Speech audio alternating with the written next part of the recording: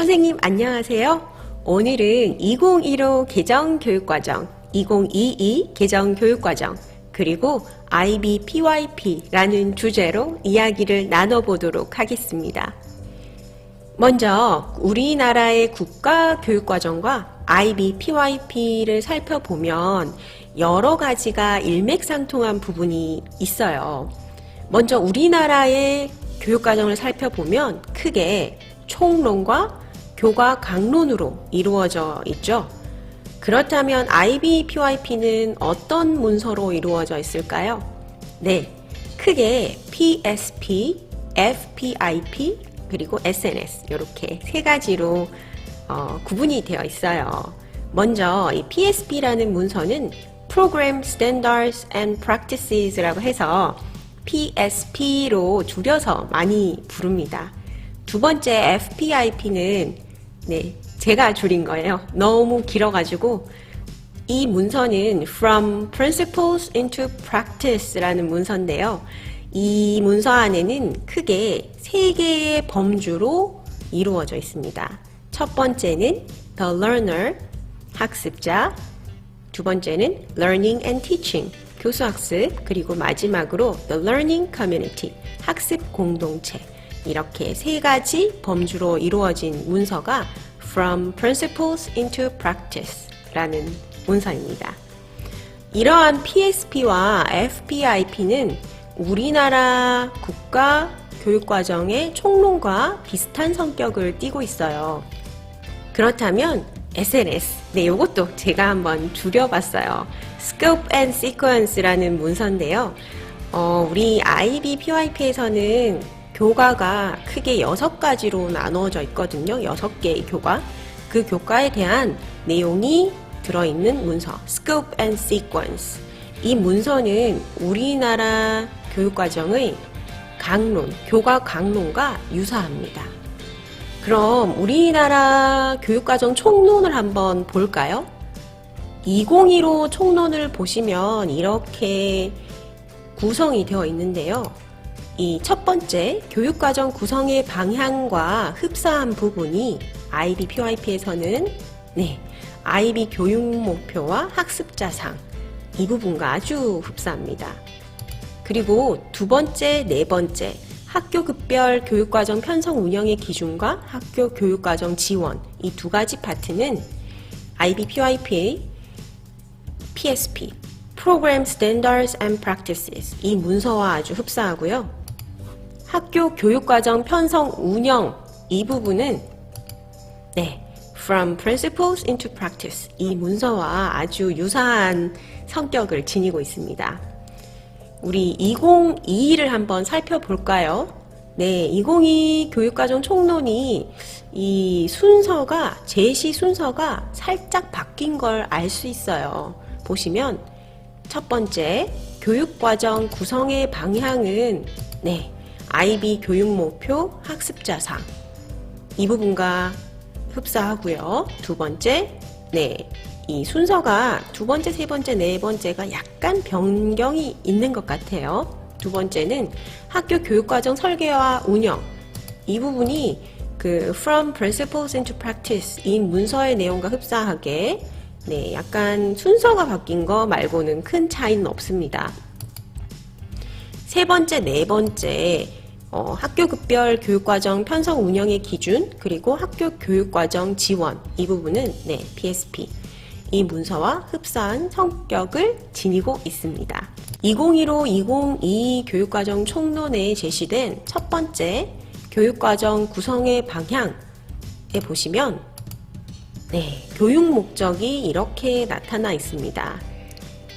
우리나라 교육은 홍익인간의 이념 아래 모든 국민으로 하여금 인격을 도야하고 자주적 생활 능력과 민주 시민으로서 필요한 자질을 갖추게 함으로써 인간다운 삶을 영위하게 하고 민주 국가의 발전과 인류 공영의 이상을 실현할 수 있도록 함을 목적으로 하고 있다라고 되어 있습니다. 이러한 교육 목적이 IB PYP에서는 어떻게 제시되어 있을까요? IB Mission Statement라고 제시를 하고 있어요. 좀 더 자세히 알아볼까요? The International Baccalaureate aims to develop inquiring, knowledgeable, and caring young people who help to create a better and more peaceful world through intercultural understanding and respect. IB의 목표는 서로 다른 문화를 이해하고 존중하여 더 나은 평화로운 세상을 실현하는 데 기여할 수 있는 탐구적이고 지식이 풍부하며 배려심 많은 젊은이를 기르는 것이다. To this end, the organization works with schools, governments, and international organizations to develop challenging programs of international education and rigorous assessment. 이를 위하여 IB 본부는 국제적인 교육과 엄선된 평가 체제를 갖춘 도전적인 교육 프로그램 개발을 위해 학교, 정부, 여러 국제기관과 협력한다. These programs encourage students across the world to become active, compassionate, and lifelong learners who understand that other people with their differences can also be right. 이렇게 개발된 프로그램들은 전 세계의 학생들이 각기 다른 사람들 또한 오를 수 있다는 것을 이해하는 능동적이며 공감할 줄 아는 평생학습자로 길러질 수 있도록 돕는다 라고 이야기를 하고 있어요. 이러한 미션 스테이트먼트는 사실 요약을 해보자면 International Mindedness 그리고 Intercultural Awareness 더 나은 세상을 위해 국제적인 마인드를 가지고 다름을 이해하는 아이. 그런데 이러한 아이가 탐구하고 지적이며 배려심을 가진 아이로 길러보자 라는 것이 IB PYP의 교육 목표라고 볼 수 있습니다. 다시 우리 2015-2022 교육과정 총론으로 돌아와서 교육과정 구성의 방향 파트를 보시면 추구하는 인간상이 4가지로 나타나 있습니다. 자주적인 사람, 창의적인 사람, 교양 있는 사람, 더불어 사는 사람. 그렇다면 IB PYP에서는 어떻게 나타나 있을까요? IB PYP에서는 학습자상이라고 해서 이렇게 10가지 학습자상을 제시하고 있습니다. 한번 살펴보시면 좋을 것 같고요.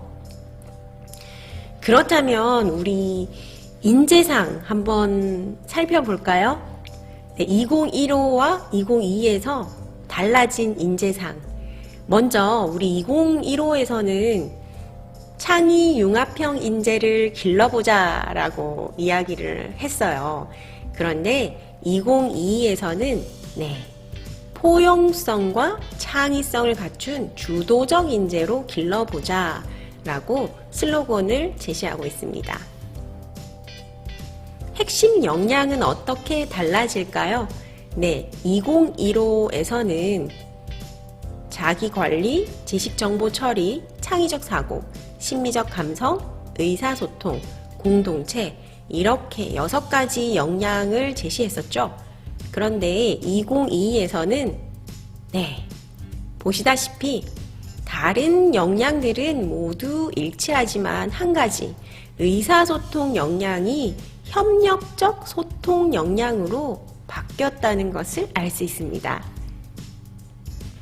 그렇다면 2015 또는 2022에서 말하는 핵심 역량과 IB PYP에서 말하는 ATL, Approach to Learning 이 부분과의 연관성은 어떻게 찾을 수 있을까요? 2015, 2022에 보시면 이렇게 6가지 역량을 제시하고 있는데요. IB PYP에서는 5가지 ATL을 제시하고 있습니다. 물론 이 5가지 안에는 좀 더 세부적으로 디테일하게 제시가 되어 있다는 것이 IB PYP의 큰 장점이기도 하죠. 하지만 이러한 핵심 역량과 IB PYP에서 말하는 ATL은 보시다시피 비슷한 점이 많습니다.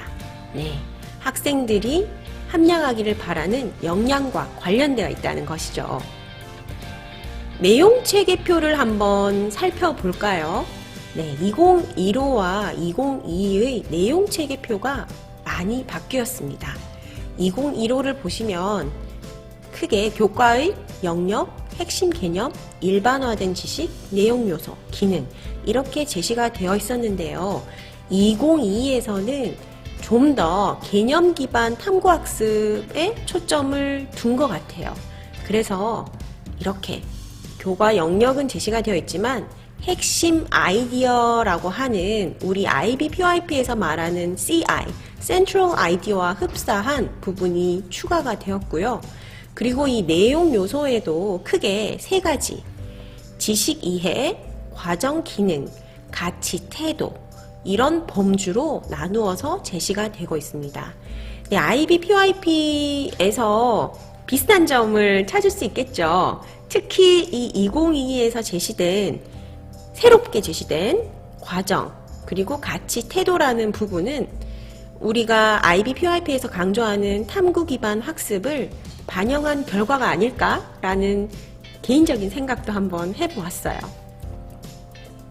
네, 그렇다면 2022든 IB PYP든 우리가 탐구 단원을 설계할 때 개관, 즉 오버뷰를 작성을 할 때 어떤 부분들이 포함이 되는지 한번 비교를 해보도록 할게요. 2022에서는 그렇다면 당연히 2015도 마찬가지겠지만 교과 영역, 그리고 핵심 역량, 이제 새롭게 추가된 핵심 아이디어, 그리고 성취 기준, 이 성취 기준 도달을 위해서 다루어야 할 내용 요소들은 지식 이해, 과정 기능, 가치 태도 이런 부분이 있겠죠. 그리고 또 어떻게 평가하는지에 대해서 평가 계획 이런 요소들이 들어간다면 IB PYP의 단원 설계에서는 초학문적 주제 그리고 중심 생각, 핵심 아이디어와 유사한 중심 생각 CI 그리고 탐구 목록, 핵심 개념 또는 관련 개념이 반영이 된 탐구 목록, 학습자상, ATL, 역량이겠죠? 학습 목표 등등이 제시가 됩니다. 보시면 여러 가지 일맥상통하는 부분을 찾으실 수 있으시겠죠? 네. 그런데 이 IB PYP에서는 우리가 대한민국에서 운영을 하는 경우 당연히 KNC 국가교육과정의 성취 기준을 녹여냅니다. 네.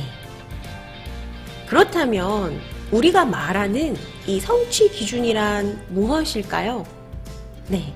국가교육과정에서 가장 중요한 것이 성취 기준이라고 해도 과언이 아닌데요. 네, 성취 기준이라는 것은 이 영역별 내용 요소, 즉 크게 세 가지 범주, 지식 이해, 과정 기능, 가치 태도 이 세 가지 범주에 있는 내용 요소를 학습한 결과 학생이 궁극적으로 할 수 있거나 할 수 있기를 기대하는 도달점입니다. 네, 역량과도 관련이 되어 있겠죠, 당연히. 그렇다면 성취 기준의 역할은 무엇일까요?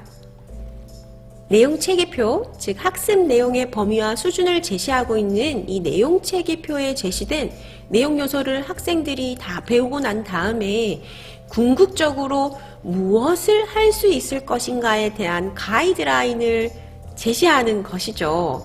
그래서 이 IB PYP에서 이 성취 기준을 녹여내서 운영을 하게 된다면 사실은 좀 더 내실 있는 프로그램을 운영할 수 있다는 것이죠. 이 성취 기준이 IB PYP를 운영하는데 방해가 되는 것이 아니라 큰 도움이 된다는 것을 알아두셨으면 합니다.